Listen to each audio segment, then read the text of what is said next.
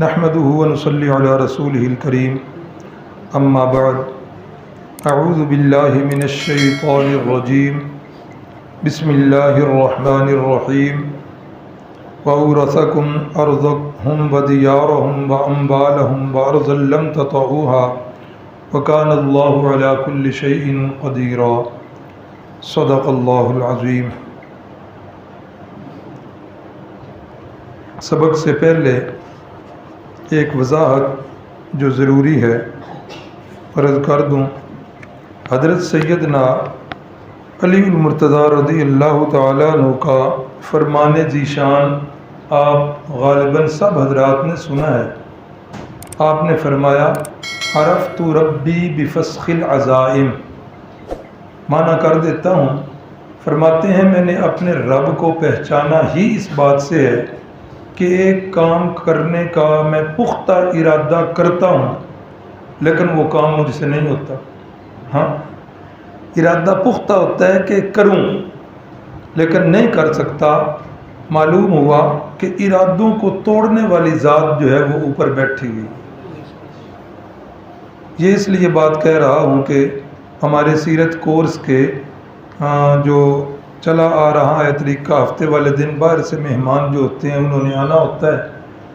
آج بھی جن کو دعوت دی تھی گورنمنٹ کالج گجرانوالہ میں پروفیسر بھی ہیں اور استاد الحدیث ہیں، جامعہ حقانیہ گجرانوالہ میں پی ایچ ڈی بھی کی ہوئی ہے، اور ان کی ایک خوبی کہ وفاق المدارس جو سارے دینی مدارس کے بورڈز ہیں ان میں سب سے بڑا بورڈ وفاق المدارس کا ہے، اور اس کے اندر انہوں نے جب امتحان دیا تو غالباً پورے پاکستان میں پہلی پوزیشن لی تھی۔ تو ارادہ یہی تھا کہ ان کے ملفوظات سے مستفید ہوتے، لیکن اللہ کو منظور ایسا ہوا۔ بہرحال سوچا کہ چلو پھر اللہ کی طرف سے ہر کام میں بہتری ہوتی ہے۔ ہم بھی سوچ رہے تھے کہ مواد ابھی زیادہ ہے تو دن تھوڑے ہیں، تو شاید یہ اس طرح اللہ نے کوئی سبب لگایا، اس میں بھی بہتری ہوگی۔ یہ جگہ ادھر فارغ ہے، تھوڑا تھوڑا آگے ہو جائیں تو بعد میں آنے والے ساتھ میں کوئی دقت نہ ہوگی۔ کل کے سبق کے اندر ایک بات جو گزری کہ حضرت سیدنا علی المرتضیٰ رضی اللہ تعالیٰ عنہ وہ جو صلح نامہ لکھ رہے تھے حدیبیہ کے مقام پر، تو صلح نامہ کی ابتدا میں انہوں نے لفظ یہ لکھا بسم اللہ الرحمن الرحیم۔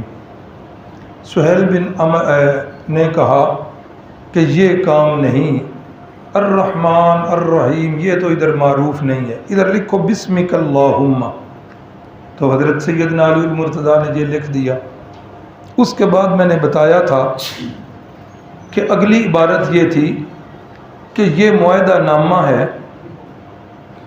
محمد الرسول اللہ صلی اللہ علیہ وسلم کے درمیان اور قریش کے درمیان۔ تو سہیل ابن عمر کو اس بات پر بھی اختلاف ہوا۔ اس نے کیا کہا یاد ہوگا؟ اس نے کہا کہ رسول اللہ کا لفظ جو ہے نا یہ ختم کر دو، کیا لکھو؟ محمد الرسول اللہ کی جگہ پر محمد ابن عبداللہ لکھ دو۔ یہ رات بات ہو چکی ہے۔ میں جب گھر گیا تو آپ حضرات کی بات بھی کہہ لیں، اللہ تعالیٰ اس کو صحت والی زندگی دے، میری انتہائی معاون ہے مدرسۃ البنات میں بھی، تو تفسیر کے اسباق بڑے خوش ہو کے پڑھاتی ہے اور مطالعہ بھی کافی زیادہ کرتی ہے، اللہ تعالیٰ ہمت بھی دے۔ تو یہ نا ویسے ہماری جماعت کا یہ بڑا ذوق ہے اشاعت التوحید و سنہ کا، قرآن مجید کا درس جو ہے یہ عام ہونا چاہیے۔ ساری کتابیں جو ہم 7 سال 8 سال پڑھتے ہیں وہ ساری کتاب اللہ کو سمجھنے کے لیے اسی پر زور دیا جاتا ہے۔ ہمارے جماعت کے جو مراکز ہیں شعبان اور رمضان کے اندر، وہاں دورہ تفسیر کی خصوصی کلاسز ہوتی ہیں، اور شعبان اور رمضان میں پورا قرآن مجید جو ہے وہ سبقاً پڑھایا جاتا ہے۔ سب سے بڑا دورہ تفسیر القرآن ہمارا جو مرکز ہے پنج پیر کے اندر صوبہ خیبر پختونخوا میں امیر ہیں مرکزیہ حضرت مولانا محمد طیب طاہری پڑھاتے ہیں وہ۔ آپ اس بات کی تحقیق کریں، تحقیق کرنی بھی چاہیے۔ حدیث کے درس کے حلقے جو ہیں وہ بڑے بڑے ملتے ہیں۔ محدثین کے حلقے، امام بخاری کا حلقہ درس بہت بڑا، امام مسلم کا، امام ترمذی کا، محدثین کے حلقہ درس بڑے بڑے ہوا کرتے تھے۔ لیکن تفسیر القرآن کا درس اسلامی تاریخ کے اندر، اسلامی تاریخ میں، پوری تاریخ میں اتنا بڑا درس جو ہے وہ کہیں نہیں ملتا سوائے اس پنج پیر کی بستی میں۔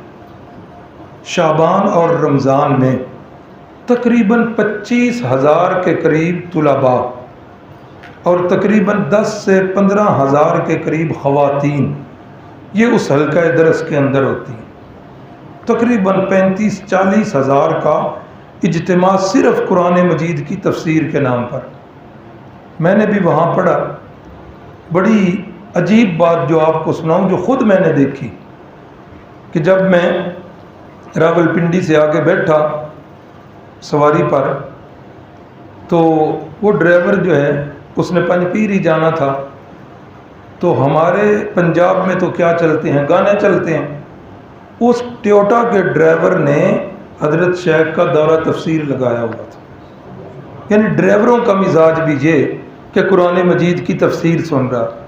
میں پھر وہ تقریباً 15 دن رہا ہوں چھوٹے دورے میں، وہاں جو میں نے آنکھوں دیکھ کا حال وہ آپ کو سنا رہا ہوں۔ جس دکان پہ بھی گیا ہوں، حجام کی دکان پہ گیا ہوں، وہاں بھی دورہ تفسیر لگا ہوا ہے۔ کریانے کی دکان پہ گیا ہوں، وہاں بھی دورہ تفسیر قرآن مجید کا لگا ہوا ہے۔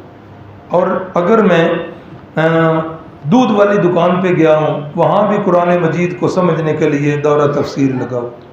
میرے ساتھ ایک نوجوان تھا، اس نے مجھے بتایا کہ پشاور کے اندر میرے 5 ہوٹل ہیں، 5 ہوٹل، اور وہ اللہ کا بندہ سکول کی اس نے ایک کلاس بھی نہیں پڑھی ہوئی تھی، اور وہ بتا رہا تھا کہ ہر سال میں دورہ تفسیر میں آتا ہوں، اور صورتوں کے خلاصے اور صورتوں کے ربط یہ آپس میں اس کو اتنے یاد تھے کہ انگلیوں پر ازبر تھے، کہ سورت فاتحہ کا سورت بقرہ کے ساتھ کیا ربط ہے، بقرہ کا آل عمران سے کیا ربط ہے، اس سورت کا کیا خلاصہ ہے۔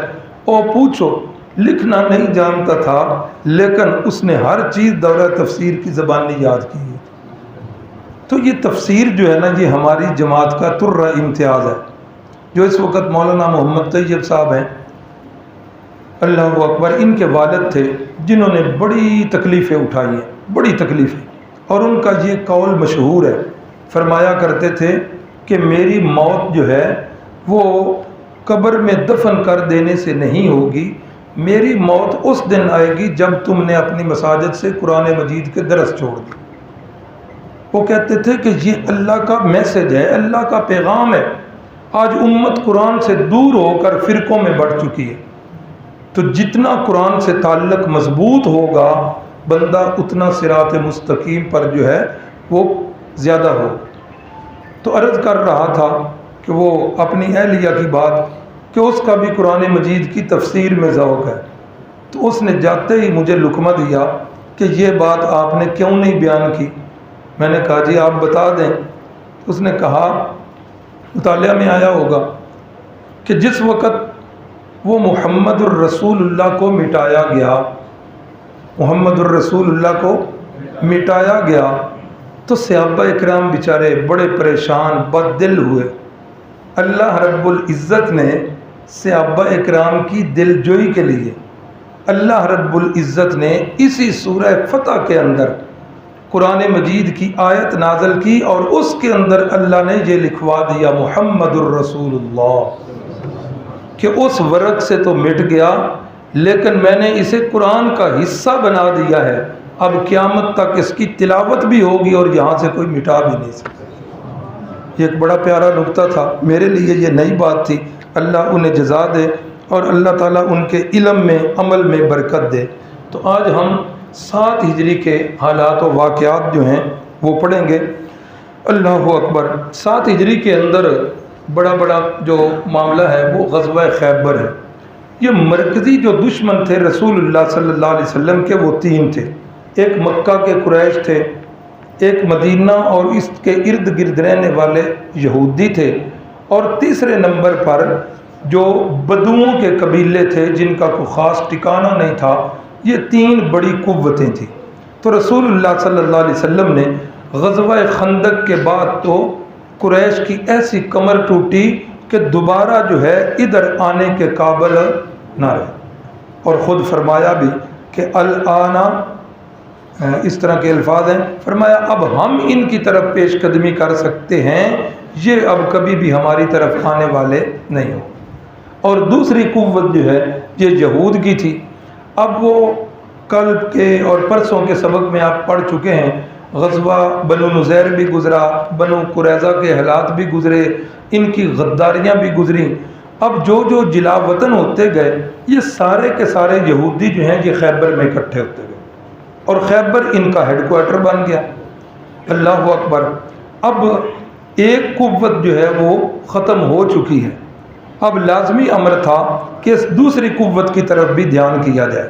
تو رسول اللہ صلی اللہ علیہ وسلم نے ارادہ کیا کہ یہاں سے بھاگنے والے یہودی وہ بھی خیبر میں ہیں، اور خیبر کے یہودی جو ہیں وہ بھی شیطانیوں میں مصروف ہیں۔ یقین کریں یہودی کی فطرت اور مزاج آج تک نہیں بدلا، ابتدا سے لے کر آج تک شرارت یہ یہود کی گھٹی میں رچھی ہوئی ہے۔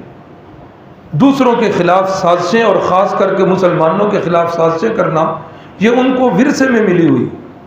اور آج بھی دیکھ لیجیے پوری دنیا کے اندر جہاں بھی آپ کو فساد نظر آ رہا ہے، ظاہری طور پر شاید امریکہ نظر آئے، جب آپ گہرائی میں جائیں گے اس کے پیچھے یہودی ہی کا ہاتھ ہوگا۔ اور آج پوری دنیا کی معیشت کو اپنے قبضے میں لیے ہوئے، اور یہ بھی شاید آپ کے علم میں ہوگا پہلے، آج مسلمان غیر مسلموں کو دعوت دیتے ہیں اسلام کی، تو غیر مسلم اگر مسلمان ہو جائیں، اسلام قبول کر لیں، تو وہ مسلمان ہو جائیں گے کہ نہیں ہوں گے؟ ہو جائیں گے۔ مسلمان کسی عیسائی کو، کسی یہودی کو، ہندو کو، سکھ مجوسی کو اسلام کی دعوت دے اور وہ دعوت قبول کرے تو ہم اسے کیا کہیں گے؟ یہ مسلمان ہو گیا، ہمارا بھائی بن گیا۔ اسی طرح عیسائیت میں بھی ہے کہ غیر عیسائی کو دعوت دے کر وہ اپنے مذہب میں لے آئیں تو وہ عیسائی بن جاتا ہے، لیکن یہود کے اندر یہ چیز نہیں ہے۔ ادھر آگے آ جائیں، ادھر جگہ ہے، ادھر آگے آ جائیں، آ جائیں آگے آ جائیں۔ بزرگ جو ہے نا ان کی بڑی ہمت ہوتی ہے، ان کو ذرا جگہ کھلی ڈلی دیا کریں تاکہ یہ دایاں اور بایاں گیر لگا سکیں، ان کو دقت نہ ہو۔ بڑی ہمت ہے ان کی، اللہ ان کی ہمت میں اضافہ کرے۔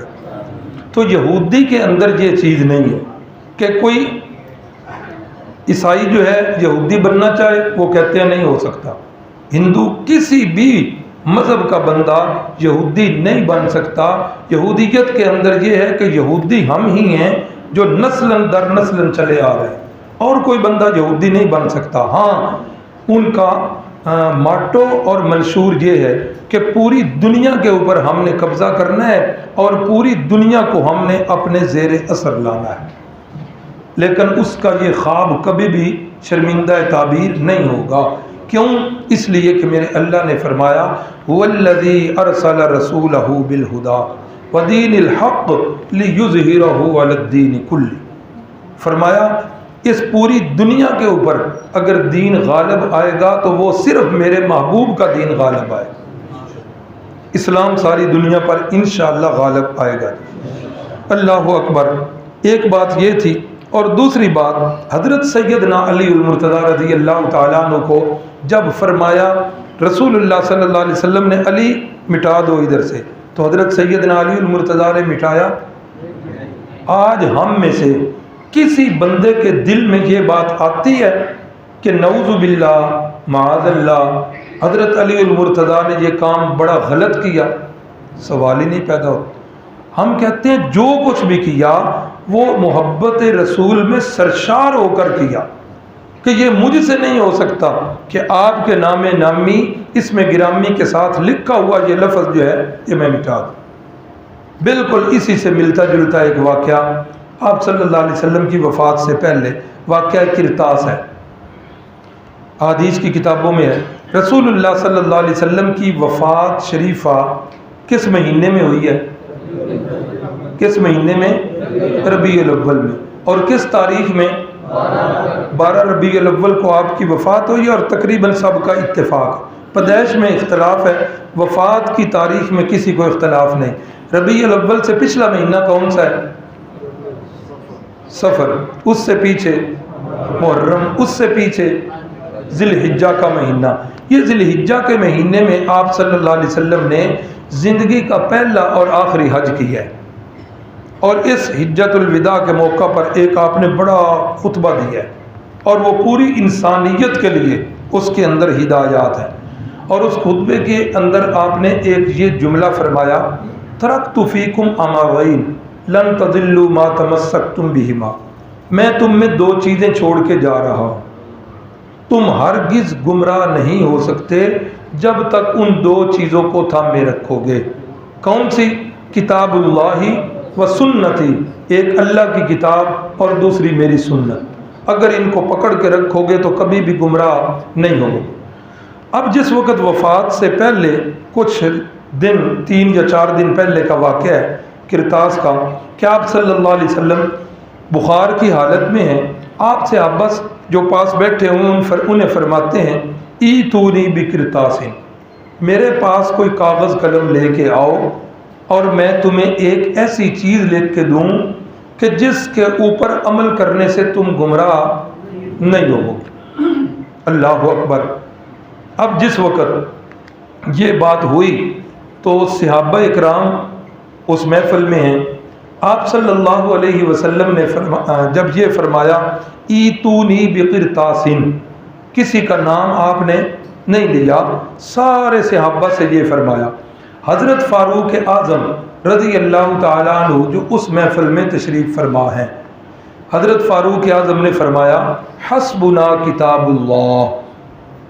وہ 3 ماہ پہلے جو رسول اللہ نے سبق دیا تھا کہ 2 چیزوں کو پکڑ کے رکھو گے تو گمراہ، آج بھی وہی مضمون آیا کہ میں تمہیں ایک ایسی چیز لکھ کے دوں جس پر عمل کرنے سے تم گمراہ نہیں ہوگے۔ گویا کہ رسول اللہ صلی اللہ علیہ وسلم امتحان لینا چاہتے تھے کہ حجۃ الوداع کے خطبہ کے موقع پر میں نے جو انہیں ہدایات دی تھیں، انہیں وہ ہدایات یاد ہیں کہ نہیں یاد؟ تو حضرت فاروق اعظم کو وہ سبق یاد، فرمایا حسبنا کتاب اللہ، یا رسول اللہ ہمیں تو وہ سبق یاد ہے، اللہ کی کتاب ہمیں کافی۔ اب بات تو اتنی ہو گئی، واقعہ ختم ہو گیا۔ اس کے بعد تقریباً 3 دن تک آپ صلی اللہ علیہ وسلم حیات رہے۔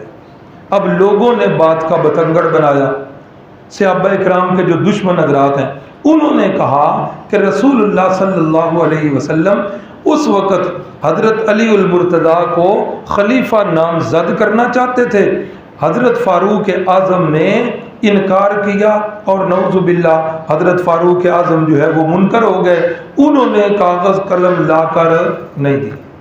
اب سوال تو سادہ سا ہے، کیا رسول اللہ نے حضرت فاروق اعظم سے یہ فرمایا تھا کہ کاغذ قلم لاؤ؟ آپ نے تو جمع کا صیغہ بولا ہے کہ میرے پاس کاغذ قلم لے کے آؤ۔ اگر حضرت فاروق اعظم نہیں لے کے آئے تو باقی صحابہ اکرام لے آتے، جب باقی صحابہ میں سے بھی کوئی نہیں اٹھے تو معلوم ہوا کہ سب صحابہ اس بات پر راضی تھے کہ فاروق اعظم نے جو سبق یاد رکھا ان کے کہنے سے ہمیں بھی وہ سبق یاد ہو گیا۔ اور 3 دن اس کے بعد آپ صلی اللہ علیہ وسلم حیات رہے ہیں، تو آپ صلی اللہ علیہ وسلم نے بعد میں بھی نہیں فرمایا، یا بعد میں کسی صحابی نے لا کر کاغذ قلم دیا ہو جی اس وقت تو حضرت عمر بیٹھے تھے تو ہم چپ کر گئے تھے، یہ کاغذ، کوئی ایسی بات۔ تو بات کچھ ہوتی ہے اور لوگ اس کا بتنگڑ کچھ بنا دیتے ہیں۔ تو جب حضرت علی المرتضیٰ اس کو مٹانے سے حضرت علی المرتضیٰ کا کوئی بھی ذرا سا بغض ہمارے دل میں نہیں آتا، تو حضرت فاروق اعظم کے اس جملے سے بھی حضرت فاروق اعظم کا بغض نہیں آتا۔ اور یہ یاد رکھیں، کسی ایک صحابی کا بھی بغض بندے کے ایمان کو ضائع کرنے کے لیے کافی. یہ مشہور حدیث جو آپ تقریباً ہر جمعے میں خطبے میں سنتے ہیں، اللہ اللہ فی اصحابی، لوگوں اللہ سے ڈرتے رہنا، میرے صحابہ کے بارے میں اللہ سے ڈرتے رہنا. اور آگے فرمایا من احبہم فبحبی احبہم، جس نے میرے صحابہ سے محبت کی گویا کہ اس نے مجھ سے محبت کی، جس نے میرے صحابہ سے بغض رکھا فببغضی ابغضہم، گویا کہ اس نے صحابہ سے نہیں، اس نے مجھ سے بغض رکھا. من آذاہم فقد آذانی، جس نے میرے صحابہ کو تکلیف دی گویا کہ اس نے میں محمد الرسول اللہ کو تکلیف. یہ صحابہ کا سبب جو ہے یہ آپ پلے باندھ لیں. یہ بار بار زور اس لیے دیا جا رہا ہے، آج امت کے اندر کئی فتنے اٹھے ہوئے ہیں. بعض لوگ تو وہ ہیں جو اعلان صحابہ اکرام کے بارے میں بغض رکھتے ہیں اور بربلا اس کا اظہار کرتے ہیں. کتب بھی ان کی بھری پڑی ہیں کہ رسول اللہ کی وفات کے بعد 3 بندوں کے علاوہ نعوذ باللہ سارے صحابہ نعوذ باللہ مرتد ہو گئے تھے. بعض لوگ تو ایسے ہیں جو اعلان کفر کا اظہار کر رہے ہیں، صحابہ کے ساتھ بغض کا اظہار کر رہے ہیں. اور بعض لوگ ایسے ہیں جو بظاہر صحابہ اکرام کا نام بڑے احترام سے لیتے ہیں، بظاہر صحابہ اکرام کو وہ اپنا پیشوا بھی مانتے ہیں، لیکن در پردہ صحابہ اکرام کے خلاف جو ہے وہ بغض لوگوں کے دلوں میں ڈالتے ہیں، صحابہ اکرام کے بارے میں بکواسات کرتے ہیں. اور ایسے لوگ جو ہیں انہوں نے لیبل کس چیز کا لگایا؟ انہوں نے لیبل لگایا حب اہل بیت کا. ہم جی محبان اہل بیت ہیں، محبان اہل بیت ہیں. بھائی جب لفظ صحابہ کا بولا جاتا ہے تو کیا اہل بیت سارے اس میں آتے ہیں کہ نہیں آتے؟ سارے صحابہ اس میں، جب صحابہ کا لفظ بولا جائے تو سارے اہل بیت اس میں آ جاتے ہیں. تو اس لیے ہم جو ہے محبان صحابہ بھی ہیں اور ہم اہل سنت، ہم محبان اہل بیت بھی ہیں. اچھا لیبل اہل بیت کا لگتا ہے اور آگے پھر اگلی خوراک کیا کہ اہل بیت کو مخصوص کر دیا 5 پر. اللہ اکبر. حالانکہ قرآن مجید نے 4-5 جگہ جہاں پر اہل بیت کا لفظ بولا وہاں پر کون مراد ہیں؟ رسول اللہ کی بیویاں مراد ہیں. اہل بیت کا معنی گھر والے، اور گھر والے بیویوں کو کہتے ہیں. میں آپ سے پوچھوں کہ گھر والی کا کیا حال ہے تو کیا آپ کی والدہ کا میں پوچھ رہا ہوں؟ جی کس کا پوچھ رہا ہوں؟ بیوی کا پوچھ رہا ہوں. تو قرآن مجید نے بھی یہی لفظ بولا ہے. اللہ اکبر. تو یہ اس لیے بار بار کہا جا رہا ہے کہ صحابہ کا کسی ایک صحابی کا بغض بھی ایمان کو تباہ کرنے کے لیے کافی ہو. اس لیے خاص کر کے ایک وہ دشمن ہوتا ہے جو سامنے ہوتا ہے، وہ اتنا خطرناک نہیں، ہمیں پتہ ہے کہ یہ دشمن ہے، ہم اس سے بچنے کے بڑے جتن کر لیتے ہیں. اور ایک وہ دشمن ہوتا ہے جو اعلان دشمنی کا اظہار نہیں کرتا، منافق جسے کہتے ہیں، تو وہ خطرناک دشمن ہوتا ہے. لبادہ اس نے اور لگایا ہوتا ہے اور اندر سے وہ اور ہوتا ہے. اسی لیے قرآن مجید کی سورۃ البقرہ میں مومنین کے لیے چند آیات، کافروں کے لیے 2 آیتیں اور منافقین کے لیے اللہ نے ڈھیر ساری آیات 2 صفحے نازل فرما دی. کیوں؟ اس لیے کہ یہ دشمن خطرناک. تو یہ بار بار اس لیے سبق رٹوایا جا رہا ہے ہمارے اور نبی پاک صلی اللہ علیہ وسلم کے درمیان. صحابہ جو ہیں یہ پل کی حیثیت. ہم نے رسول اللہ کو دیکھا ہے؟ اللہ اکبر نہیں دیکھا. رسول اللہ صلی اللہ علیہ وسلم سے قرآن ہم تک جو پہنچا یہ کس ذریعے سے پہنچا؟ صحابہ کے ذریعے. اسلام کس ذریعے سے پہنچا؟ پورا دین کس ذریعے سے پہنچا؟ گویا صحابہ محفوظ تو قرآن محفوظ، صحابہ محفوظ اسلام محفوظ، صحابہ محفوظ ہمارے دین جو ہے یہ محفوظ. اگر ہم صحابہ کو جو ہے وہ درمیان سے نکال دیں گے یا صحابہ کی شخصیات کو مشکوک کریں گے تو بھائیو پھر قرآن بھی مشکوک، دین اسلام بھی مشکوک، پھر ہمارا مسلمان ہونا بھی مشکوک ہو جائے. اس لیے دعا یہی کرتے رہا کریں اللہ تعالی ہمارے دلوں کے اندر صحابہ اکرام کی محبتیں نصیب فرمائے. صحابہ سے محبت جو ہوتی ہے وہ ایمان کی علامت ہوتی ہے. غزوہ خیبر تو یہود کی ساری جو ہے طاقت یہاں پر جمع ہو چکی تھی، اور یہ مدینہ طیبہ سے تقریباً 100 میل کے فاصلے پر ہے۔ تو رسول اللہ صلی اللہ علیہ وسلم نے ارادہ کیا یہاں جانے کا، تو بڑے لوگوں نے ساتھ ارادہ کر لیا، خاص کر کے منافقین نے۔ پتہ تھا کہ اب ادھر کی قوت ٹوٹ چکی ہے، ادھر جائیں گے تو کیا ہوگا، غنیمت ہی غنیمت ملنی ہے۔ اللہ نے منع فرما دی، فرمایا کہ ان قریب جو ہے سیقول المخلفون من الاعراب، یہ جو ہے نا اعرابی اور یہ مال غنیمت کے لالچی، یہ آپ کے ساتھ چلنا چاہیں گے، آپ انہیں کہہ دیجئے لن تتبعونا، تم ہمارے ساتھ نہیں جا سکتے، ہمارے ساتھ جائیں گے تو وہی جائیں گے جو حدیبیہ میں گئے، عمرۃ القضاء عمرہ کے لیے گئے تھے اور حدیبیہ کے مقام پر تھے۔ یہ 1400 1500 یا 1600 جو بھی تعداد ہے، یہی صحابہ اکرام جو ہیں پھر یہ خیبر کی طرف بڑھے۔ خیبر کے مقام پر یہ ایک مقام مرکزی تھا، اس کے 8 قلعے تھے، اور ان 8 قلعوں میں سب سے زیادہ ناقابل تسخیر جو قلعہ سمجھا جاتا تھا وہ ناعم کا قلعہ تھا۔ اس کو تو بڑا ہی ناقابل تسخیر، ایک تو محل وقوع کے اعتبار سے بڑا، اور دوسرا اس کی فصیلیں دیواریں بڑی اونچی اونچی، اور تیسرے نمبر پر اس کا جو سردار تھا اس کا نام تھا مرحب، اور یہ علاقے کے اندر مشہور تھا کہ مرحب اکیلا جو ہے 1000 بندے کے ساتھ لڑ سکتا ہے۔ یہ نہ اے سی چلا دیں، وہ والا نہیں چل رہا، تو یہ 1000 بندے کا یہ مقابلہ کرنے والا بندہ تھا۔ تو رسول اللہ صلی اللہ علیہ وسلم جب وہاں پہنچے تو آپ نے فرمایا صبح میں ایک ایسے بندے کو جھنڈا عطا کروں گا جس کے ہاتھ پر اللہ اس قلعے کو فتح کروائے۔ اب اتنی بڑی خوشخبری، صحابہ اکرام کی رات تو آنکھوں میں کٹی، ہر کسی کی خواہش کہ یہ جھنڈا مجھے مل جائے، یہ جھنڈا مجھے مل جائے، یہ جھنڈا مجھے مل جائے۔ تو جب آپ صبح فجر کی نماز سے فارغ ہوئے تو آپ صلی اللہ علیہ وسلم نے فرمایا این علی، علی کہاں ہے؟ بتایا گیا اللہ کے نبی ان کی آنکھ کے اندر جو ہے وہ تکلیف ہے، اس وجہ سے وہ ادھر موجود نہیں۔ فرمایا لاؤ۔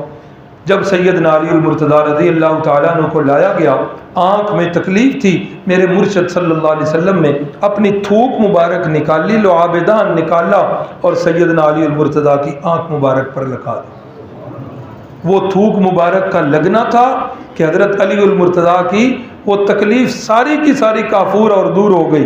رسول اللہ صلی اللہ علیہ وسلم نے جھنڈا انہیں تھمایا اور فرمایا کہ علی جاؤ، اللہ کی مدد جو ہے وہ تمہارے شامل حال ہے۔ اللہ اکبر۔ تو حضرت سیدنا علی المرتضیٰ رضی اللہ تعالیٰ عنہ وہ گئے جس وقت، تو اب آگے سے وہ مرحب نامی سردار جو تھا وہ آیا اور وہ آ کر میدان میں للکارنے لگا مسلمانوں۔ جس وقت للکارنے لگا تو اس نے شعر پڑھے قد علمت خیبر انی مرحبو شاہ کی صلاحی بطل مجرب، کہتا ہے کہ پورے کے پورا جو خیبر ہے وہ مجھے جانتا ہے کہ میرا نام مرحب ہے، میرا نام مرحب ہے، اور ہتھیار چلانے کے اندر میں بڑا تجربہ کار ہوں اور بڑا پھرتیلا بندہ ہوں، ہے کوئی میرا مقابلہ کرنے والا؟ تو سیدنا علی المرتضیٰ رضی اللہ تعالیٰ عنہ آگے بڑھے اور حضرت علی نے بھی پھر شعر پڑھا، فرمایا انا الذی سمتنی امی حیدرہ، کان کھول کے سنو، تیرا نام مرحب ہے نا، تو میری ماں نے میرا نام حیدر رکھا ہے۔ انا الذی سمتنی امی حیدرہ، میری ماں نے میرا نام حیدر رکھا ہے۔ کلیث غابات کریہ المنظری، میں تو جس وقت جنگوں میں جاتا ہوں نا تو پھر ایسے مناظر آتے ہیں دیکھنے کے اندر کہ جن کو آنکھیں دیکھ نہیں سکتی، پھر میرے سامنے لاشیں ہی ہوتی۔ حضرت سیدنا علی المرتضیٰ نے پھر اس پر وار کیا، مقابلہ ہوا تو سیدنا علی المرتضیٰ رضی اللہ تعالیٰ عنہ نے اس کے 2 ٹکڑے کر دیے۔ جب یہ مرد جو ہے جہنم رسید ہوا تو یہودیوں پر جو ہے یہ دھاگ بیٹھ گئی کہ مسلمان جو ہے اتنے زیادہ تجربہ کار، اتنے زیادہ ماہر ہیں۔ تو اب جو ہے جس وقت یہ قلعہ فتح ہو گیا تو باقی قلعے جو ہیں وہ بھی فتح ہوتے گئے، چھوٹی چھوٹی لڑائیاں ہوتی گئیں۔ اللہ کے کرم سے اور اللہ کی مدد سے ایسا ہوا کہ پھر یہ خیبر کا اکثر قلعے جو ہیں جنگ کے ذریعے اور کچھ قلعے جو ہیں وہ بغیر جنگ کے رسول اللہ صلی اللہ علیہ وسلم نے فتح کی، اور جو بغیر جنگ کے فتح ہوئے انہوں نے کہا کہ آپ ایسا کریں، یہ خیبر کی زمینیں جو ہیں نا یہ ہمیں ہی دے دیں، خیبر کی زمینیں ہمیں ہی دے دیں، اور ان زمینوں پر زراعت ہم کریں گے، اور جو آئے گی جنس یا پھل جو بھی آئے گا تو اس میں سے ہم آپ کو آدھا آپ لے لیا کریں گے اور آدھا ہم لے لیا کریں گے۔ چونکہ اس وقت اتنے غلام اور اتنے بندے نہیں تھے کہ جن کو پورے خیبر کے اندر جو ہے نا وہ نگران رکھا جاتا، اس لیے رسول اللہ صلی اللہ علیہ وسلم نے اس بات کی تصویب فرمائی، فرمایا جب تک اللہ چاہے گا تب تک یہاں رہو گے اور ہمیشہ کے لیے تمہیں یہ زمینیں نہیں دی جائیں گی۔ اللہ اکبر۔ تو یہ آج کل ایک کلپ چل رہا ہے، کسی بزرگ ہیں ان کا ٹھیکے پر زمینوں کا اور حصے پر زمینوں کا، وہ بزرگ جو ہیں بہت بڑے عالم دین ہیں لیکن وہ فقیہ نہیں ہیں، تو بہرحال ٹھیکے پر زمینیں یہ بھی صحیح حدیث سے ثابت ہے، اس کے اندر جو ہے کوئی وہ مسئلہ نہیں ہے۔ کئی ساتھی آج کل پوچھ رہے تھے کہ وہ کلپ چلا ہوا ہے۔ بہرحال جی، تو خیبر جس وقت فتح ہو گیا، سیدنا علی المرتضیٰ کے ہاتھ سے فتح ہوا، تو ان کا لقب جو ہے وہ فاتح خیبر مشہور ہو گیا۔ جس وقت یہ خیبر کے قلعے فتح ہوئے تو ان قیدیوں کے اندر حضرت صفیہ یہ بھی قیدیوں کے اندر آئیں۔ جس وقت قیدیوں میں آئیں تو یہ سارے قیدی ایک جگہ ہیں۔ حضرت دہیہ کلبی، نام سنا ہوا ہے ان سے ابھی کا؟ وہ یاد ہے کسی کو کہ کیا خصوصیت تھی ان کی؟ حضرت جبریل امین جب انسانی شکل میں وحی لے کے آیا کرتے تھے تو وہ اکثر انہی کی شکل میں آیا کرتے تھے۔ تو حضرت دہیہ کلبی فرمانے لگے یا رسول اللہ مجھے ایک لونڈی کی ضرورت ہے۔ فرمایا جاؤ وہ جو قیدی ہیں خیبر کے ان میں سے کسی کو لے لو۔ تو حضرت دہیہ کلبی نے حضرت صفیہ کو لے لیا بطور لونڈی۔ تو جس وقت حضرت صفیہ کو لیا تو کسی صحابی نے فرمایا اللہ کے نبی صفیہ عام عورت نہیں ہے، صفیہ جو ہے یہ بنو نذیر کا جو رئیس اور سردار تھا یہ اس کی جو ہے نا بیوی ہے، تو اس لیے صفیہ شہزادی ہے، صفیہ جو ہے وہ ملکہ ہے، آپ ان سے نکاح کر لیں اور دہیہ کلبی کو کوئی اور لونڈی دے دیں۔ تو پھر ان کے مشورے سے پھر ایسا ہی ہوا، اور یہ بات 2-3 دن پہلے گزر چکی ہے کہ رسول اللہ صلی اللہ علیہ وسلم جن سے بھی شادی کرتے تھے اس کے اندر کئی حکمتیں ہوا کرتی تھیں، اب دوبارہ ان ساری چیزوں کو دہرانے کا ٹائم نہیں ہے۔ تو پھر رسول اللہ صلی اللہ علیہ وسلم نے حضرت صفیہ کے ساتھ نکاح کر لیا۔ اصلی نام ان کا زینب لکھا ہوا ہے، یہ یہودی سردار حیی بن اخطب کی بیٹی تھیں، تو سردار کی بیٹی ہیں اور سردار کی ہی دلہن تھیں، نیا نیا ان کا نکاح ہوا تھا۔ تو رسول اللہ صلی اللہ علیہ وسلم نے پھر اس موقع پر ان کے ساتھ نکاح کر لیا اور یہ بھی ہماری اماں جان بن۔ ترمذی شریف میں روایت ہے رسول اللہ صلی اللہ علیہ وسلم ایک دن گھر میں داخل ہوئے تو ہماری یہ اماں جان جو ہیں یہ رو رہی ہیں۔ رسول اللہ صلی اللہ علیہ وسلم نے پوچھا صفیہ کیا ہوا، کیوں رو رہی؟ اللہ اکبر اللہ اکبر۔ یہ چیزیں جو ہیں کبھی گھر والوں کو دکھ کی دیکھیں تو ان سے پوچھنا جو ہے یہ کیا ہے، سنت نبوی ہے، ان سنتوں کو زندہ کیا کریں۔ گھر کے اندر ایسا ماحول نہیں ہونا چاہیے کہ آپ گھر میں داخل ہوں تو گھر والے سہم جائیں، بچے سہم جائیں، عورتیں سہم جائیں کہ گھر میں کوئی تھانے دار آ گیا۔ نہیں، رسول اللہ صلی اللہ علیہ وسلم نے فرمایا تھا کہ تم میں سب سے بہتر بندہ وہ ہے جو گھر والوں کے لیے بہتر، اور فرمایا میں اپنے گھر والوں کے لیے بہتر ہوں۔ پوچھا صفیہ کیوں رو رہی ہو؟ تو اماں جی بولی، فرمانے لگی یا رسول اللہ صلی اللہ علیہ وسلم آج عائشہ اور حفصہ نے مجھے کہا ہے کہ ہمارا خاندان جو ہے یہ تمہارے خاندان سے اعلیٰ ہے، ہم قریش کی ہیں، ہمارا خاندان تم سے اعلیٰ ہے، ہم رسول اللہ کے زیادہ قریب ہیں، ہم قریشی ہیں۔ اللہ اکبر۔ تو رسول اللہ صلی اللہ علیہ وسلم نے فرمایا صفیہ آپ نے ایسا کیوں نہ کہہ دیا کہ حضرت سیدنا ہارون علیہ السلام جو ہیں وہ میرے باپ ہیں، چونکہ یہ ان کی نسل سے تھی، یہودیہ تھی نا پہلے، تو اسلام قبول کیا، مسلمان بنی، پھر ہماری اماں جان بن گئی، تو یہ وہی نسل آ رہی تھی۔ فرمایا آپ نے ایسا کیوں نہ کہا کہ ہارون علیہ السلام میرے باپ ہیں اور موسیٰ علیہ السلام میرے چچا ہیں اور رسول اللہ صلی اللہ علیہ وسلم میرے خامد ہیں. تو فرمایا کہ آپ کا جو ہے فضل اور آپ کی عزت جو ہے ان سے بھی زیادہ ہے. تو رسول اللہ صلی اللہ علیہ وسلم نے اس طرح دل جوئی کی. سیرت کی کتابوں میں یہ بھی ملتا ہے کہ رسول اللہ صلی اللہ علیہ وسلم کی جب یہ دلہن بنی تو آپ نے اسی دن یا اگلے دن دیکھا کہ چہرے کے اوپر زخم کا نشان ہے. اور وہ زخم کا نشان ہو تو ٹھیک گیا ہے، لیکن وہ نشان اتنا بڑا تھا کہ وہ اس کے آثار جو ہیں وہ نظر آ رہے ہیں. تو پوچھا صفیہ یہ زخم کا نشان کیسا ہے؟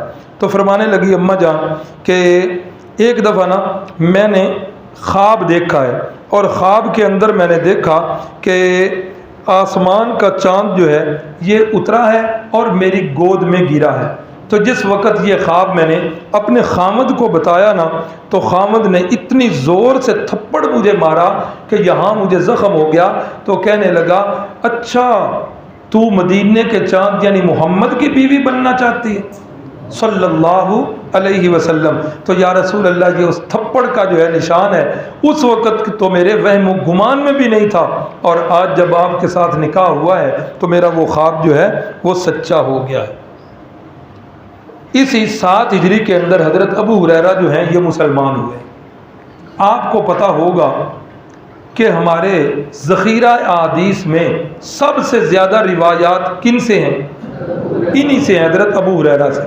اب وہی جن کا میں پہلے تذکرہ کر رہا تھا صحابہ کے بغض پالنے والے، ہماری دلی دعا ہے اللہ ان کو بھی ہدایت نصیب فرمائے، ان کے دلوں میں بھی اللہ رب العزت صحابہ کی محبت نصیب فرمائے. ایک بڑا اعتراض یہ کرتے ہیں، دیکھو جی ابو ہریرہ 7 ہجری میں مسلمان ہوئے، 7 8 9 10 4 سال یہ صحابی بنے ہیں اور سب سے زیادہ روایات ان سے مروی ہیں. یہ کیسے ہو سکتا ہے؟ حضرت ابو بکر سے بڑی کم ہے، دوسرے صحابہ سے، حضرت ابو ہریرہ سے بڑی روایات ہیں. تو کہتے ہیں کہ ابو ہریرہ اپنی طرف سے گھڑ گھڑ کے جو ہے نا وہ روایات کتاب میں لکھا کرتا تھا اور لوگوں کو اپنی طرف سے باتیں بنا کر کہتا تھا قال قال رسول اللہ صلی اللہ علیہ وسلم. یہ بڑا اعتراض ہے. ایک خلیفہ تھا، اس نے حضرت ابو ہریرہ سے ایک دن کہا کہ میرا ارادہ یہ ہے کہ میں اپنے بیٹوں کو احادیث جو ہے نا وہ زبانی یاد کرواؤں، تو آپ مجھے کچھ احادیث جو ہے کاغذ پر لکھ دیں.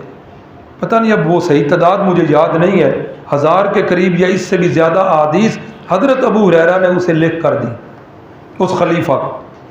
کچھ عرصے کے بعد وہ اس نے یہی جانچنا تھا، کچھ عرصے کے بعد اس نے حضرت ابو ہریرہ سے کہا کہ وہ حضرت جو آپ نے حدیث سے لکھ کے دی تھیں وہ کہیں مجھ سے گم ہو گئی ہیں، مہربانی کریں وہ حدیث سے دوبارہ لکھ کے دے سکتے ہیں؟ تو حضرت ابو ہریرہ نے فرمایا ہاں. اسی ترتیب کے ساتھ، ایک حدیث کی بھی ترتیب آگے پیچھے نہیں ہوئی، اسی ترتیب کے بعد حضرت ابو ہریرہ رضی اللہ تعالیٰ عنہ نے اسی طرح وہ مسودہ تیار کر کے دے دی. پتہ ہے وجہ کیا ہے کہ حضرت ابو ہریرہ سے زیادہ احادیث کیوں مروی ہیں؟ خود فرماتے ہیں، ترمذی شریف کے اندر حدیث ہے، نام بھی ان کا سن لیں. ان کا نام اسلام لانے سے پہلے تھا عبد الشمس، سورج کا بندہ. تو رسول اللہ صلی اللہ علیہ وسلم نے ان کا نام رکھا عبد الرحمن.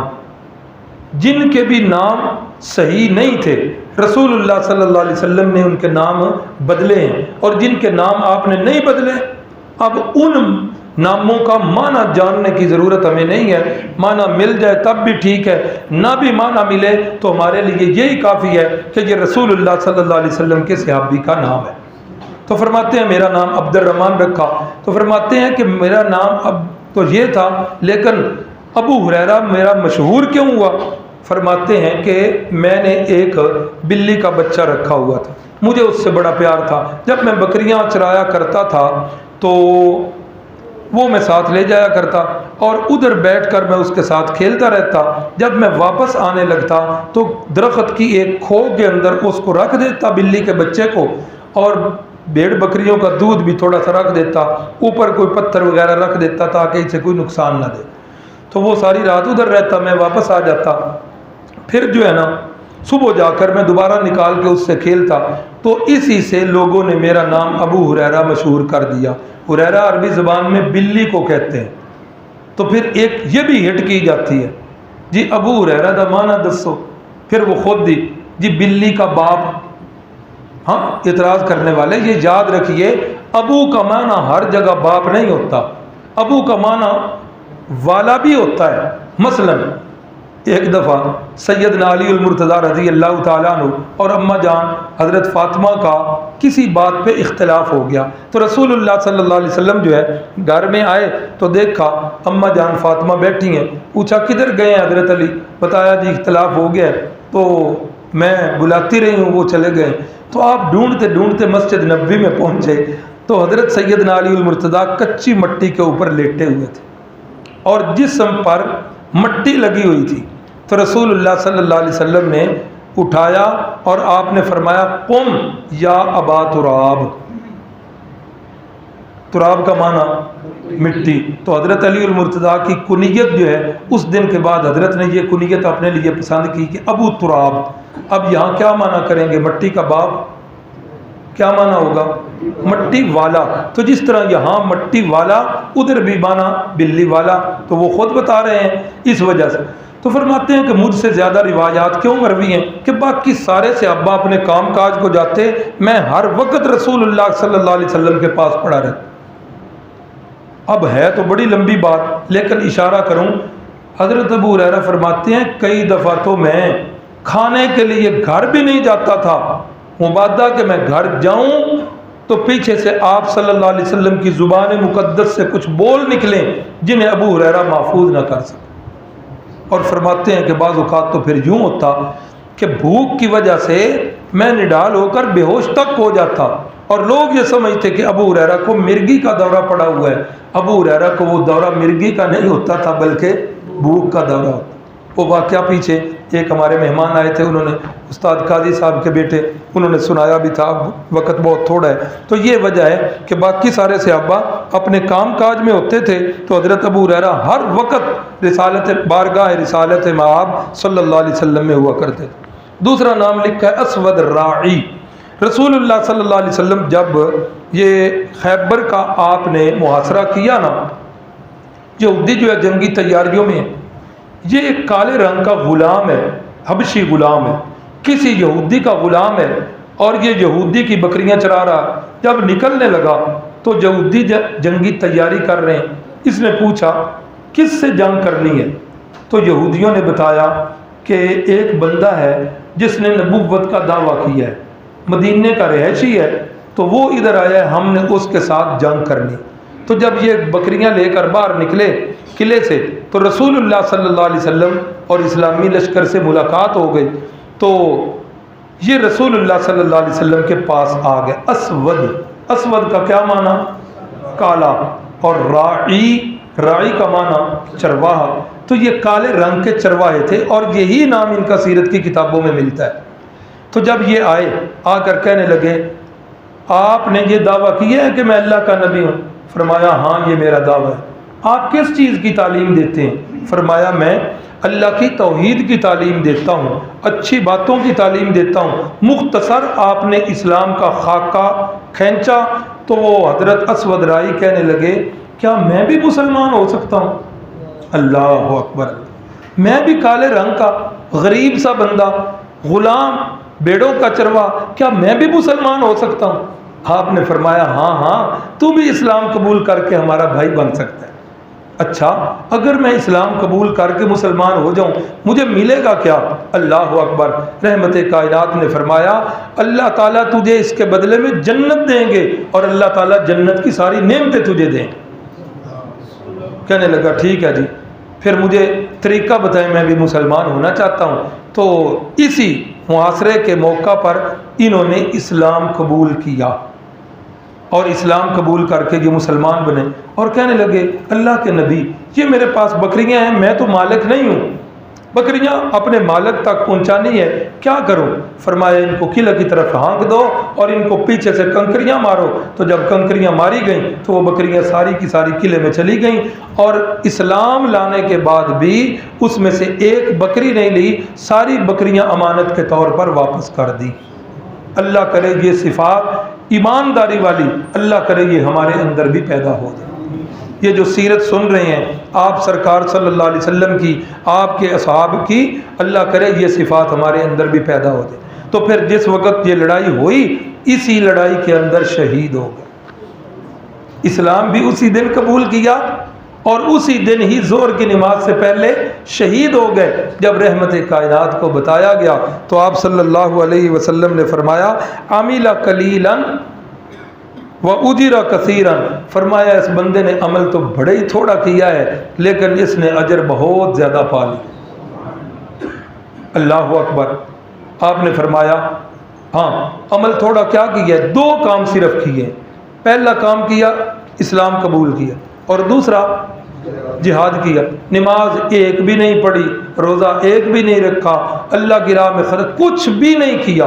پہلے ٹائم مسلمان ہوئے، زور سے پہلے شہید ہو گئے۔ تو جس وقت ان کی میت مبارک کو لایا گیا میرے مرشد صلی اللہ علیہ وسلم کے سامنے، تو آپ صلی اللہ علیہ وسلم نے پھر ان کی لاش کے اوپر دعا کی، اے اللہ میرے اس صحابی کی شکل کو زیادہ خوبصورت بنا دے۔ پھر رسول اللہ صلی اللہ علیہ وسلم کا دعا کا اثر کیا ہوا کہ حضرت اسود رائی کی شکل کو اللہ نے مردہ حالت کے اندر اللہ نے خوبصورت بنا دیا۔ پہلے وہی اسود رائی جن کے کپڑوں سے وہ بھیڑوں کے اور بکریوں کے پیشاب کی بدبو آ رہی تھی، ابھی شہید ہوئے ہیں، میرے نبی پاک کی دعا کا اثر ہوا ہے کہ اسی بدن سے جو ہے انتہائی پیاری خوشبو جو ہے وہ آنے لگی۔ رضی اللہ عنہم ورضوا عنہ۔ اللہ اکبر۔ تو یہ بھی اسی موقع پر مسلمان ہوئے۔ اسی موقع پر خیبر کے موقع پر ایک عورت ہے، نام لکھا ہوا ہے سلام ابن مشکم، یہودی کی بیوی ہے اور اس کا نام ہے زینب، اور ابھی جس مرحب کا تذکرہ ہوا یہ اس مرحب کی بہن ہے۔ اس نے کیا کیا؟ اس نے لوگوں سے پوچھا کہ مسلمانوں کے نبی جو ہیں گوشت کے اندر کون سی چیز زیادہ پسند کرتے ہیں؟ تو بتایا گیا کہ آپ صلی اللہ علیہ وسلم بکری کی دستی کو زیادہ پسند کرتے ہیں۔ اس نے اس دستی کے اندر ذرا زیادہ زہر ملایا اور باقی گوشت کے اندر بھی زہر ملا دیا۔ اس نے رسول اللہ صلی اللہ علیہ وسلم کی دعوت کی۔ اب آپ دسترخوان پہ تشریف لائے، اب گوشت کے اندر زہر ملا ہوا ہے اور اس زہر کا پتہ رسول اللہ صلی اللہ علیہ وسلم کو نہیں چلا۔ معلوم کیا ہوا کہ ہر چیز کو جاننے والا کون ہے؟ صرف اللہ ہے۔ باوجود اس کے کہ آپ کا علم ساری کائنات سے بڑھ کر، سارے انبیاء سے بڑھ کر ہے، لیکن آپ ہر بات کو جاننے والے نہیں۔ قرآن مجید نے یہ تعلیم دی ہے کہ ہر بات کو جاننے والا کون؟ اللہ ہی۔ اگر یہی اللہ کی صفت اللہ کے کسی نبی میں مانی جائے گی تو بھائیو یہ شرک بنے گا، یہی صفت اللہ کے کسی ولی میں مانی جائے گی تو تب بھی کیا بنے گا؟ شرک بنے گا۔ تو رسول اللہ صلی اللہ علیہ وسلم نے گوشت کا ایک جو ہے ٹکڑا اٹھایا اور جوں ہی آپ صلی اللہ علیہ وسلم نے لقمے کو منہ میں کیا، آپ نے اسی وقت باہر نکال دیا اور فرمایا کہ اس کے اندر زہر ملا ہوا ہے۔ چکھا تو فوراً پتہ لگ گیا۔ اب جس وقت پتہ لگا اس عورت کو پکڑ لیا گیا، فرمایا اس گوشت کے اندر زہر ملایا ہے؟ ہاں جی بالکل ملایا ہے۔ کیوں ملایا ہے؟ کہا اس لیے ملایا ہے کہ میں امتحان لینا چاہتی تھی کہ اگر آپ اللہ کے نبی نہیں تو زہر کا استعمال ہوگا، آپ کا کام پورا ہو جائے گا، ہماری جان چھوٹ جائے گی، اور اگر آپ اللہ کے سچے نبی ہیں تو پھر آپ ضرور بچ جائیں گے۔ تو اب مجھے پتہ چل گیا ہے کہ اللہ رب العزت نے آپ کو بچا لیا ہے۔ اور جو آپ کے ساتھ ایک اور صحابی تھے انہوں نے اس گوشت کو کھایا اور بعد میں ان کی وفات ہو گئی۔ اب اس کے بارے میں دو جو ہیں وہ روایات ہیں۔ ایک روایت یہ ہے کہ وہ مسلمان ہو گئی تھی، اور دوسری روایت یہ ہے کہ وہ قصاص کے اندر قتل کر دی گئی تھی، چونکہ صحابی رسول جو ہیں ان کے زہر کے سے شہید ہوئے تھے، اس کے قصاص کے اندر انہیں جو ہے وہ قتل کیا گیا۔ اللہ اکبر۔ جب خیبر فتح ہوا نا تو خیبر کی فتح کے اندر تورات کے بہت سارے نسخے مسلمانوں کو ملے۔ تو رسول اللہ صلی اللہ علیہ وسلم سے یہودیوں نے درخواست کی کہ مہربانی کریں، یہ ہماری مقدس کتاب ہے، اس کتاب کو آپ واپس کر دیں۔ تو رسول اللہ صلی اللہ علیہ وسلم نے حکم دیا تو وہ تورات کے سارے نسخے جو ہیں وہ یہودیوں کو واپس کر دیے گئے۔ ڈاکٹر اسرائیل ہے ایک بہت بڑا یہودی، اس نے ایک کتاب لکھی تاریخ الیہود فی بلاد العرب، کہ یہودیوں کی تاریخ جو ہے عرب ممالک کے اندر، اس پر ایک بڑی ضخیم کتاب لکھی، اور اس کے اندر وہ لکھتا ہے ڈاکٹر اسرائیل کہتا ہے کہ پیغمبر اسلام کے اس کریمانہ سلوک سے واضح ہو گیا کہ دوسرے مذاہب کے مقدس صحیفوں کا حضور صلی اللہ علیہ وسلم کے دل کے اندر کتنا احترام تھا۔ اور اس کے بعد پھر وہ لکھتا ہے، کہتا ہے کہ اس کے برعکس رومیوں نے جب یروشلم جو ہے فتح کیا اور حملہ کیا تو انہوں نے مقدس کتاب کو نظر آتش کیا اور پاؤں کے نیچے روندا، اور عیسائیوں نے جب اسپین میں یہودیوں کے خلاف مہم چلائی تو انہوں نے بھی تورات کے سارے نسخے جلا دیے، لیکن میرے نبی پاک صلی اللہ علیہ وسلم نے یہ کام نہیں کیا۔ اللہ اکبر۔ یہ بھی ہو گیا۔ فدق، یہ فدق ایک مقام کا نام ہے۔ یہ جب اس علاقے میں گئے تو بغیر کسی لڑائی کے فدق جو ہے سارے کا سارا فتح ہو گیا۔ اب اس پر مسلمانوں کی لڑائی بھی نہیں ہوئی اور مسلمانوں نے کوئی اس کے اندر کوشش نہیں کی، اللہ رب العزت نے اس علاقے کو فتح کر دی۔ اب وہاں سے جو حاصل ہوتا ہے اسے کہتے ہیں مال فے، جو لڑائی کے بعد حاصل ہوتا ہے اسے کیا کہتے ہیں؟ مال غنیمت۔ تو جو بغیر لڑائی کے حاصل ہو وہ مال فے ہوتا ہے، اور مال فے یہ خاص کر کے خیبر کے علاقے کے جتنے بھی باغات تھے یہ رسول اللہ صلی اللہ علیہ وسلم نے اپنی ذات مقدس کے لیے وقف کر لی۔ اور اماں جان فرماتی ہیں کہ خیبر کی فتح کے بعد تو پھر اتنی فراوانی ہوئی کہ اس کے بعد ہم نے بھی پیٹ بھر کے کھجورے اور کھانا کھانا جو ہے وہ شروع کر دیا۔ اللہ اکبر۔ یہ خیبر کے بعد ہی تو ہماری مائیں جو ہیں یہ مل کے رسول اللہ صلی اللہ علیہ وسلم کے پاس آئیں اور آ کر کہنے لگیں، اے اللہ کے نبی، جب تک فراوانی نہیں تھی ہم نے کوئی مطالبہ نہیں کیا، اے اللہ کے نبی اب فراوانی ہو گئی ہے، اب مہربانی کریں ہمارے خرچے بھی بڑھا دیں، ہمیں بھی جیب خرچ دیا جائے۔ ہاں، عورت کی فطرت ہوتی ہے نا، بیڈ شیٹیں لے کے آنی ہیں، ڈنر سیٹ کا ایک نیا ڈیزائن دیکھ کر وہ لے کے آنا ہے، فلاں چیز فلاں، ہمارا بھی جو ہے نا خرچہ بڑھایا جائے۔ تو رسول اللہ صلی اللہ علیہ وسلم نے یہ اس بات کو ناپسند کیا کہ پیغمبر کی بیویاں ہوں اور ان کے دلوں میں دنیا کے مال کی طلب ہو۔ جب آپ نے اس بات کو ناپسند کیا تو اللہ نے بھی اس بات کو ناپسند کیا، اللہ نے قرآن مجید کی آیات نازل فرما دی، یا ایھا النبی قل لازواجک ان کنتن تردن الحیات الدنیا وزینتہا فتعالین، اے محبوب صلی اللہ علیہ وسلم اپنی ازواج مطہرات سے کہہ دیں، ان کنتن تردن الحیات الدنیا، اگر تم دنیا کی زندگی چاہتی ہو، دنیا کا مال چاہتی ہو، فتعالین، پھر آؤ، امتعکن، جتنا مانگتی ہو میں دیتا جاتا ہوں، لیکن شرط ایک ہے کہ پھر میں محمد صلی اللہ علیہ وسلم کے گھر میں نہیں رہنا، پھر طلاق لے کے فارغ ہو۔ اللہ اکبر۔ پیغمبر کی بیویاں ہو کے تمہارے دلوں کے اندر جو ہے دنیا کی طلب آ جائے، نہیں ہو سکتا۔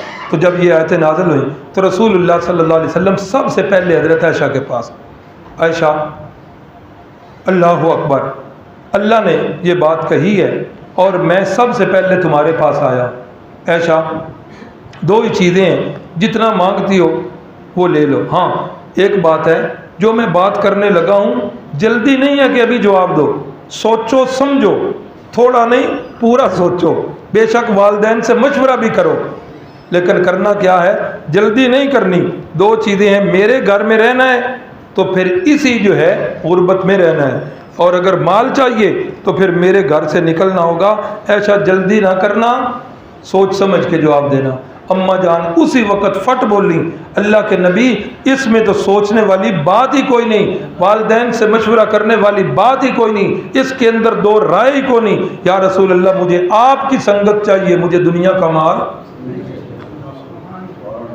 اللہ کے نبی، اب آپ نے دوسریوں کے پاس بھی جانا ہے، اپنی بیویوں کے پاس، تو ان سے بھی یہ بات پہلے پوچھنا، میرا جواب انہیں یہ نہ دسیا جے کہ عائشہ نے اے آکھیا ہے، انہاں کو بھی پوچھا جے وہ کی آکھ دیا۔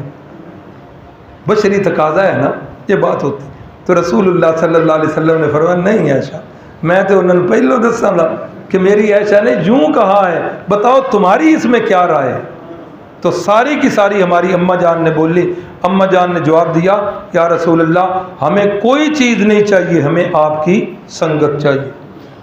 تو یہ فدق والا معاملہ بھی آج کل بنا ہوا ہے. لوگ کہتے ہیں جی یہ فدق جو ہے یہ حضرت صدیق اکبر نے رسول اللہ کی وفات کے بعد حضرت فاطمہ کو نہیں دیا تو یہ غاصب ہے، نعوذ باللہ معاذ اللہ. حضرت صدیق اکبر پھر اس بات کو بہانے بنا کر پتہ نہیں کیا کیا شگوفے بنائے گئے اور من گھڑت واقعات کہ حضرت فاطمہ تو زہرا گئی ہیں حضرت صدیق اکبر کے دربار میں اور جا کر تقاضا کیا ہے. حضرت ابو بکر نے نعوذ باللہ دھکے دے کر نکال دی. سوال ہی نہیں پیدا ہوتا کہ ابو بکر صدیق ہو اور حضرت فاطمہ کو دھکا دے، سوال ہی پیدا نہیں. سب بکواس ہے اور ان پاک باز ہستیوں پر یہ سارے الزامات ہیں. حقیقت کیا ہے؟ حقیقت اس بات کی یہ ہے کہ ساری زندگی رسول اللہ نے اس کو اپنے مصارف پر خرچ کیا. آپ کی وفات کے بعد اماں جان فاطمہ الزہرا تشریف لائیں اور آ کر انہوں نے کہا کہ چونکہ رسول اللہ کی ساری اولاد میں میں اکلوتی اس وقت زندہ ہوں تو وہ جو ہے مجھے دے دیں. تو سیدنا صدیق اکبر نے آگے سے رسول اللہ صلی اللہ علیہ وسلم کا فرمان ذیشان سنا دیا. فرمایا آپ کے ابا جی نے فرمایا تھا نحن معاشر الانبیاء لا نرث ولا نورث، ہم انبیاء کی جماعت ہم نہ کسی کے مال کی وراثت لیتے ہیں نہ ہمارے مال کا ہماری اولاد میں کوئی وارث بنتا ہے. ما ترکنا فہو صدقۃ، جو چیز ہم چھوڑ کے جاتے ہیں وہ پوری امت کے لیے ہوتا ہے، ہماری اولاد کے لیے نہیں. اماں جان نے جب آگے اپنے والد گرامی کا یہ بول سن لیا، یہ حدیث سن لی، تو اس کے بعد اس موضوع پر حضرت فاطمہ الزہرا نے کوئی بات ہی نہیں کی. اور یار لوگ کہتے ہیں نہیں حضرت فاطمہ الزہرا نے بول چال ہی چھوڑ دی. ایک سادہ سا یار سوال ہے، سادہ سا سوال. حضرت صدیق اکبر نے جو نہیں دیا، کیا آدمی کے فوت ہو چکنے کے بعد صرف اولاد ہی وراثت کی حقدار ہوتی ہے یا بیویاں بھی ہوتی ہیں؟ ہوتی ہیں نا بیویاں. قرآنی آقا ان بیویوں کے اندر حضرت عائشہ صدیقہ زندہ ہے، وفات کے وقت زندہ ہے نا جی. اور حضرت حفصہ حضرت عمر کی بیٹی زندہ ہے. کیا حضرت صدیق اکبر نے فاطمہ الزہرا کو یہ نہیں دیا؟ کیا اپنی بیٹی عائشہ کو اس مال میں سے دیا ہے؟ نہیں دیا. کوئی بندہ ثابت نہیں کر سکتا. تو ماننا پڑے گا کہ یہ حضرت صدیق اکبر نے رسول اللہ کے اس فرمان ذیشان پر عمل کرتے ہوئے حضرت صدیق اکبر نے کیا کیا تھا، وہ بیت المال کے اندر جمع کر دیا تھا اور ساری امت جو ہے اس سے فائدہ اٹھاتی رہی. آگے لیلۃ التعریس والا واقعہ لکھا ہوا ہے 7 ہجری کے اندر. یہ بھی ایسا ہوا، رسول اللہ صلی اللہ علیہ وسلم ایک سفر سے واپس آ رہے تھے، ایک جگہ پر پڑاؤ کیا. آپ نے فرمایا ہاں بھائی رات کو پہرا کون دے گا؟ حضرت بلال بولے یا رسول اللہ یہ کام میں کروں. ٹھیک ہے بھائی. حضرت بلال ساری رات پہرا دیتے رہے. رسول اللہ صلی اللہ علیہ وسلم اور صحابہ پاک سوتے رہے. اور جس وقت سحری کا وقت ہوا، نماز فجر کا وقت قریب ہوا، تو حضرت بلال چلتے چلتے تھک گئے تو انہوں نے ٹیک لگانے کے لیے ذرا کمر سیدھی کرنے کے لیے کسی چیز سے ٹیک لگائی تو ان پر بھی نیند آ گئی. اللہ اکبر اللہ اکبر. تو اب روایات میں ہے کہ نماز فجر کا وقت نکل گیا تا آ کے سورج طلوع ہو گیا. سورج جب طلوع ہوا تو رسول اللہ صلی اللہ علیہ وسلم کے جسم مقدس پر سب سے پہلے شعائیں جو پڑھیں تو سب سے پہلے آپ بیدار ہوئے. فرمایا صلاتی صلاتی صلاتی، میری نماز میری نماز. کون تھا بھائی؟ پہرے دار. جی حضرت بلال. ڈھونڈو کدھر ہے؟ حضرت بلال کو ڈھونڈ کے لایا گیا. اللہ کے نبی یہ سو رہے تھے. ہاں بھائی بلال پہرے کی ذمہ داری تو آپ نے لی تھی. حضرت بلال بولے اللہ کے نبی جس ذات نے آپ کو سلایا اسی ذات نے مجھے بھی سلا دیا. اللہ اکبر. تو رسول اللہ صلی اللہ علیہ وسلم حالت نیند میں ہیں لیکن ارد گرد کے حالات کا پتہ نہیں چلا.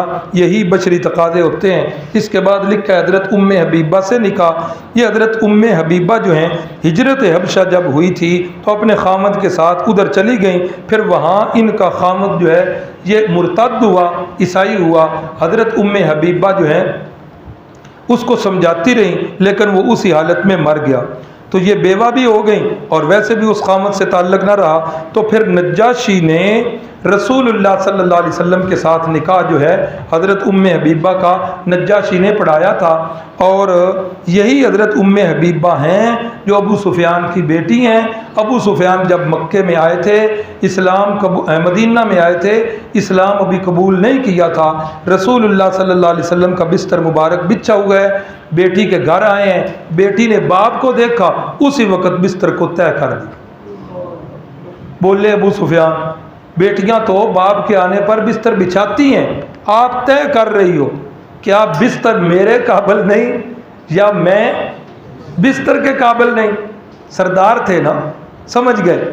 تو بیٹی نے کوئی لے تو لال سے کام، کوئی گول مول جواب نہیں دیا، سیدھا دو ٹوک کہا، ابا جی آپ ابھی تک مشرک ہیں، اور مشرک پلیت ہوتا ہے، یہ بستر میرے نبی پاک صلی اللہ علیہ وسلم کا ہے، یہ پاک بستر ہے، اس پر تو آج تک کوئی گندی مکھی نہیں بیٹھی، آپ کو اس پر بیٹھنے کی اجازت۔ ابو سفیان نے کہا جب سے تو ادھر آئی ہے نا تو تیرا ذہن جو ہے وہ خراب ہو گیا ہے۔ تو یہ نکاح ام حبیبہ یہ بھی 7 ہجری کے اندر ہوا، اور عمرۃ القضاء جس کی کل بات گزری ہے، یہ عمرۃ القضاء جو ہے یہ بھی 7 ہجری میں ہوا۔ رسول اللہ ان سے ابا کو لے کر گئے، پچھلے سال 6 ہجری میں جو عمرہ نہیں کر سکے تھے اس کی قضاء کے لیے آپ گئے، تو عمرۃ القضاء کی ادائیگی کی، صفا مروہ کا صحیح کی، مروہ پر چکر لگا کر پورے کر کے اللہ کے نبی صلی اللہ علیہ وسلم نے اپنے بال مبارک بھی تراشے اور اپنے ناخن مبارک بھی تراشے۔ یہ یاد رکھیں، بالوں کو کٹوانا، پورے سر کے بال کٹوانے ہوتے ہیں مردوں نے، یا کٹوائے جائیں یا منڈائے جائیں۔ وہ جو تھوڑے سے بال کاٹنے والا مسئلہ ہے وہ خواتین کا ہے، مردوں کا مسئلہ نہیں۔ اللہ آپ سب کو لے جائے، مسائل ضرور سیکھ کے جائیے گا۔ تو آپ نے جب بال مبارک تراشے اور کٹوائے اور ناخن تراشے تو پاس کھڑے تھے حضرت امیر معاویہ، انہوں نے اپنی جھولی ایسے کر لی، وہ سارے بال مبارک بھی اور ناخن بھی محفوظ کر لیے، اور ساری زندگی ان کو اپنی جان سے زیادہ قیمتی رکھا، اور بوقت وفات بیٹوں سے کہا جب میرے اوپر موت آ جائے تو مجھے غسل اور کفن دینے کے بعد جس وقت تیاری ہو جائے تو یہ بال مبارک اور ناخن مبارک جو ہے میرے منہ کے اوپر، میری آنکھوں اور چہرے کے اوپر ڈال دینا، میں قیامت والے دن رب کے سامنے ایسے پیش ہو جاؤں کہ میرے یہ تبرکات رسول اللہ کے میرے چہرے پر۔ تو یہ شخصیت کون ہے؟ حضرت امیر معاویہ رضی اللہ تعالی عنہ۔ اس کے نیچے ہے حضرت میمونہ سے نکاح۔ اللہ اکبر۔ حضرت میمونہ جو ہیں یہ بھی بیوہ ہو چکی تھی، اور یہ رسول اللہ صلی اللہ علیہ وسلم کی جو چچی ہیں ام الفضل، حضرت عباس کی بیوی، یہ ان کی بہن ہیں۔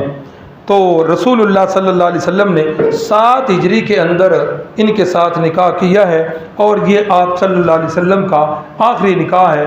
اس کے بعد اور کوئی نکاح آپ صلی اللہ علیہ وسلم نے نہیں کیا۔ یہ تھے 7 ہجری کے حالات و واقعات جو آپ حضرات کے گوش گزار کیے۔ اللہ سے دعا ہے اللہ تعالی ہمیں سیرت نبوی پر چلنے کی توفیق عطا فرمائے۔ میری والدہ کی مغفرت کی دعا فرما دیں۔ کیا میں اپنی والدہ کی قبر کو بوسہ دے سکتا ہوں؟ بے شک جی بوسہ دے لیں، لیکن سجدے والی کیفیت نہ بنے، وہ تو واضح حدیث ہے۔ فرمایا لعن اللہ الیہود والنصارى اتخذوا قبور انبیائہم مساجدا، اللہ کی لعنت ہو یہودیوں پر اور عیسائیوں پر، اس وجہ سے کہ انہوں نے اپنے انبیاء کی قبروں کو سجدہ گاہ بنا لیا تھا۔ مسجد کے مینار پر لائٹیں لگانا اس نیت سے کہ رات کو دور سے مسجد نظر آئے، کیا ایسا کرنا جائز ہے؟ ان رات نو اٹھن والے رہ ہی کنے کو گئے، اللہ کرے جی یہ جذبہ ہو جائے۔ نبی پاک صلی اللہ علیہ وسلم کی سیرت پر کوئی عوامی کتاب جو ہیں وہ بتا دیں۔ ہاں بڑی اچھی کتاب ہے، سیرت النبی ہے، حضرت علامہ شبلی نعمانی کی، سید سلمان ندوی کی، اسی طریقے سے الرحیق المختوم ہے، یہ بھی بڑی اچھی کتاب ہے سیرت کی۔ جو بھی کتاب لیں اللہ سے دعا ہے اللہ تعالی ہم سب کو سیرت نبوی پر چلنے کی توفیق عطا فرمائے۔ الحمدللہ رب العالمین والعاقبۃ للمتقین۔ اللہم صلی علی محمد وعلی آل محمد کما صلیت علی ابراہیم وعلی آل ابراہیم انک حمید مجید۔ اللہم بارک علی محمد وعلی آل محمد کما بارکت علی ابراہیم وعلی آل ابراہیم انک حمید مجید۔ اے میرے مالک، رات کا ایک حصہ بیت چکا، تیرے بندے تیرے گھر میں بیٹھ کر تیرے پیارے محبوب کے اور ان کے یاروں کے تذکرے سنتے رہے۔ اے اللہ، ہمارا یہ بیٹھنا صرف تیری رضا کے لیے تھا، اس کے اندر کوئی دنیا کی غرض، کوئی دنیا کا لالچ نہیں تھا۔ اللہ ہمارے اس عمل کو قبول فرما لے۔ اے اللہ ہمارے اس عمل کو، اے اللہ ہماری نجات کا ذریعہ بنا دے۔ اے اللہ اس عمل کی برکت سے ہماری عملی زندگیاں جو ہیں رسول اللہ صلی اللہ علیہ وسلم جیسی اور آپ کے یاروں جیسی بنا دے۔ اے اللہ ہمارے اس عمل کو ہی اے اللہ قیامت والے دن رسول اللہ صلی اللہ علیہ وسلم کی شفاعت کا ذریعہ بنا دینا۔ اے اللہ تیرے بندے تیرے گھر میں بیٹھ کر تیری بارگاہ میں ہاتھ اٹھا کر تجھی سے مانگ رہے ہیں۔ اے اللہ تیرے پیارے محبوب نے ہمیں صرف تیرا ہی درد دکھایا ہے۔ اے اللہ تو نے خود قرآن مجید میں فرمایا ادعونی استجب لکم، مجھ سے ہی مانگا کرو میں ہی تمہاری دعاؤں کو قبول کرتا ہوں۔ اے اللہ یہ تیرے بندے جن کے اندر سفید ریش بھی ہیں، جن کے اندر چھوٹے بچے بھی ہیں، جن کے اندر میری باپردہ مائیں اور بہنیں بھی ہیں، اے اللہ یہ تجھ سے مانگ رہے ہیں۔ اے اللہ اپنی رحمت کے ساتھ ان کی جولیوں کو بھر دے۔ اے اللہ ان کے ہاتھوں کو خالی واپس نہ لوٹانا۔ اے اللہ ان کے دامن کو خالی واپس نہ لوٹانا۔ اے اللہ ان کی جائز خواہشات کی تکمیل فرمانا۔ اے اللہ بہت سارے ساتھی اپنی خواہشات کو اپنے دلوں تک لیے بیٹھے ہیں۔ اے اللہ تو علیم بذات الصدور ہے۔ اے اللہ تیری صفت ہے یعلم السر و اخفا، اے اللہ تو سب کے دلوں کے حالات کو جانتا ہے۔ اے اللہ سب کی پریشانیوں کو دور فرما دے۔ رشتوں کے سلسلے میں جن کو پریشانیاں ہیں مناسب رشتوں کے انتظام فرما دے۔ اے اللہ رزق حلال سب کے لیے وسیع فرما دے۔ اے اللہ دنیا میں کسی کا محتاج نہ کرنا، اے اللہ اپنا ہی محتاج رکھنا۔ اے اللہ اتنا مال دنیا کا ضرور دینا کہ دنیا کے سامنے ہاتھ نہ پھیلانا پڑے، اپنی ضرورتوں کے خود ہی کفیل بن جائیں۔ اے اللہ ایسا دنیا کا مال نہ دینا جو تیری یاد سے ہمیں غافل کر دے۔ اے اللہ فتنے والا مال نہ دینا۔ اے اللہ فتنوں کے اس زمانے میں ہمارے ایمان کی حفاظت فرمانا۔ اے اللہ سارے صحابہ پاک کی محبت ہمارے دلوں میں پختہ فرمانا، اہل بیت کی محبت ہمارے دلوں میں پختہ فرمانا۔ اے اللہ رسول اللہ صلی اللہ علیہ وسلم کی محبت ساری محبتوں سے غالب فرما دینا۔ اے اللہ ہماری دعا کو قبول فرما لینا۔ اے اللہ جو ہاتھ اٹھے ہوئے ہیں ان کی جائز خواہشات کی تکمیل فرما دینا۔ اے اللہ تو ہی دعاؤں کو سننے والا ہے، تو ہی دعاؤں کو قبول کرنے والا ہے۔ اے اللہ ہماری دعا کو بھی قبول فرما لینا۔ آمین یا رب العالمین۔ جن بھائیوں نے اپنے والدین کی مغفرت کے لیے کہا ہے، اے اللہ ہم سب کے والدین جو اس دنیا سے اسلام کی حالت میں رخصت ہو چکے، اللہ سب کو کروٹ کروٹ جنت نصیب فرما، آخرت کی ساری منزلیں آسان فرما دے۔ اے اللہ ہمارا بھی خاتمہ ایمان پہ فرما دینا، ہمیں بھی اور ہمارے فوت شدگان کو بھی قیامت والے دن رسول اللہ صلی اللہ علیہ وسلم کی شفاعت نصیب فرما دینا۔ آمین یا رب العالمین۔ صلی اللہ علی النبی الکریم وعلی آلہ واصحابہ وازواجہ وذریاتہ واہل بیتہ وعترتہ اجمعین برحمتک یا رب۔